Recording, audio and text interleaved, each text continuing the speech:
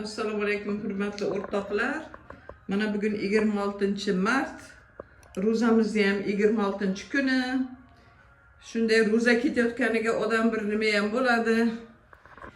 Iloyim mana shu 3 kun qoldi, yaxshi o'tsin. Mana ishimizni ham boshladik o'rtoqlar.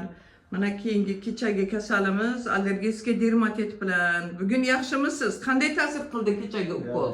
Zo'r. Qichimadimi? Yo'q. Молодец. Ertalabdan beri rahmat aytib yotibdi. Qo'lingiz yengil ekan opa, kecha tinch uxladim deb. Iloyim kunlaringiz yaxshi o'tsin azizlarim. Ro'za Ramazon oylarida sallallohu alayhi vasallam Muhammad payg'ambarimizga ham salovat aytish esdan chiqmasin.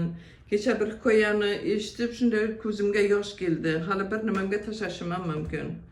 Allohumma solli ala sayyidina habibina valina mursalina shafina nabiyina Muhammad deymanda, mana shunaqa narsani ko'proq ayting narsalarim. Iloyim sog' salomat o'tsin kunlaringiz. Sizlarni yaxshi ko'raman. Sog'lik, salomatlikda ko'rishguncha azizlarim. Я люблю вас.